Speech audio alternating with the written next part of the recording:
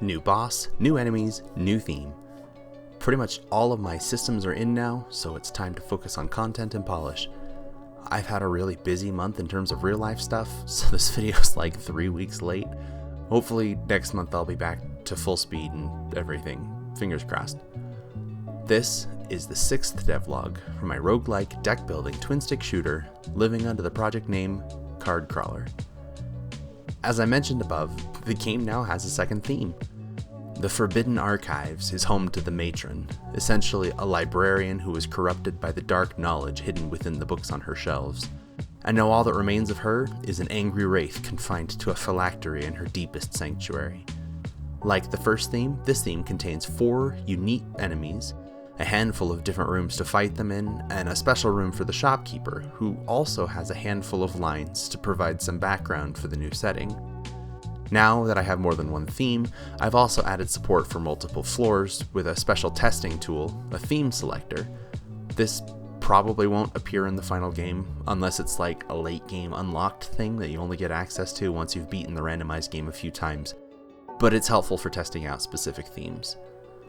Now, a few words about escalating difficulty as you progress into the game. I plan to make a run consist of 3 floors, with each floor picking a theme randomly from 2 to 3 options. So what that means is that each of the 6 to 9 themes will be bound specifically to a certain floor, and will be balanced accordingly, i.e. the enemies on the first floor will be weak enough to fight with the starter deck, while on later floors you'll need more powerful cards to really stand a chance. The trick then is that as people are testing a second or a third floor theme, they can't just start out on that floor with the starter deck, since the enemies are balanced to a deck that's made it through the first floor already. But it'd be a pain to have to play through the first floor or 2 to get there. So as a bonus, I actually added 2 themes in this update. In addition to the Forbidden Archives, I also added the Build a Deck theme. It's not pretty, it's not intended to be. Again, this will probably only ever be a debug tool, but it essentially approximates the rewards you'd get from an entire floor in a single room full of chests. So you can run through it on floor 1 and jump right into floor 2 to test out themes there with an appropriate deck. As an extra bonus, it also allows my testers to try out different card combinations more quickly, since they can use this room to more or less build a custom deck. It's kind of cool how that worked out. Another effect of now having multiple themes or floors is that I'm starting to realize that the game might be longer than I want it to be. My intent is for an entire run for an average player through all 3 floors and bosses to take 30 to maybe 45 minutes. At the time of this writing, the fastest anyone has been able to run the 2 themes that I have is about 35, which doesn't leave any room for a third floor, so I might need to just reduce the number of rooms on each floor, then up the rewards and stuff to compensate. Fortunately, I had the foresight to include several ways to do balance stuff like this, from increasing the number of cards stocked in the shops, to making enemies drop more coins, etc. I even have a room that I implemented and then removed, where it's just a room with a chest in it. You walk in, you claim a free card. I am also still planning to add more NPCs in addition to the shopkeeper. Some of them will have cards for sale, or will give cards as quest rewards, or will just otherwise help you clear a few rooms faster. So it should be pretty easy to reduce the number of rooms, but still make sure the player has ample opportunity to get the deck they need to succeed. I mentioned a moment ago that I am planning to balance themes based on what floor they appear on. I think it's important to me to make sure that this balancing doesn't just take the form of this theme has larger groups of more tanky enemies. I want the themes to feel distinct, not just to have bigger numbers. To that end, this theme has larger rooms and more emphasis on ranged enemies that may force you to take cover, wait for a pause, and then charge in to close the gap.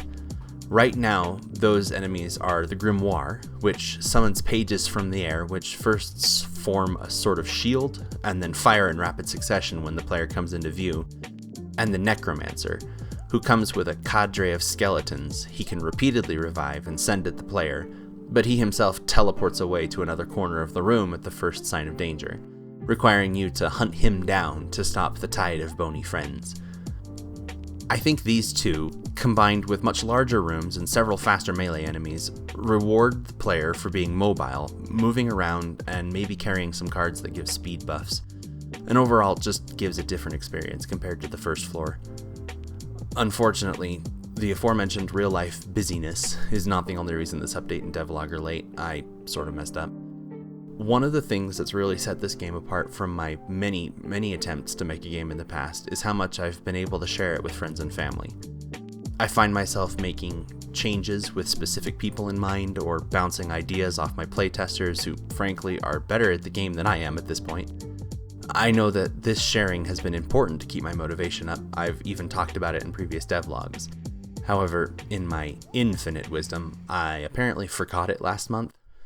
Inspired by the likes of Terraria developer Reddigit, who's always posting funny spoilers and hints and stuff on Twitter, giving just enough away to give people excited without sharing everything that's in the update, I somehow decided it was a good idea to keep this update a secret, even from my friends and family and playtesters. I occasionally dropped a cryptic screenshot or GIF. I once even put a hidden message in a file name. It was fun, and it was entertaining to see how much people were able to piece together, but I found myself repressing the urge to show people what I was making. I'd finish a cool new feature, record a GIF, have it ready to go, and then realize, wait, I can't send this. It's in one of the new rooms. Those are secret. In the end, the fun of watching people solve my puzzles didn't outweigh the loss of the constant feedback and the dopamine rush of regularly sharing what I'd made, and I ended up stalling for a while. I lost about 2 whole weeks in June, knowing that I needed to work on the new theme, but just not wanting to. There were maybe other parts of the game that I could have been motivated to work on, but I knew that the deadline that I'd set to finish the archives was fast approaching, so I'd stop myself from working on those things, and instead spend all of my limited game dev time staring at the screen, trying to motivate myself to draw more bookshelves. It really sucked. I forgot for a while I am making this game in the first place.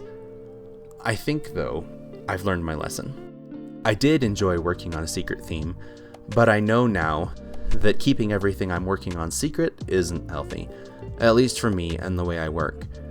I also know that forcing myself to buckle down and knock out an entire theme at once is a recipe for burnout. So I think for the rest of July, I'm gonna reset for a bit. I have a few more real-life summer things going on, but with the time I've got, I'm gonna focus on some cleanup and new cards and stuff, parts of the game that I'm genuinely interested in and excited to work on. I might also do a game jam just to break things up a bit. As always, I have a ton of ideas rattling around in both my brain and my notes for game concepts I want to experiment with, and a quick jam might be a fun way to try one of them and to get some time away from this project for a minute.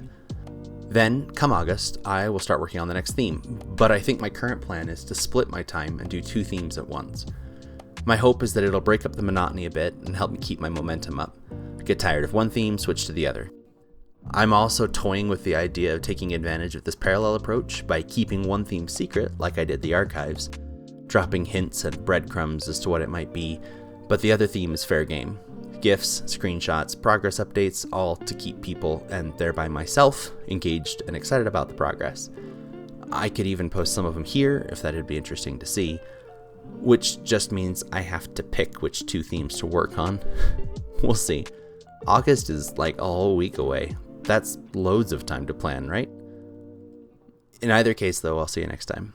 I appreciate you taking the time to see what I've been making. Thanks for watching.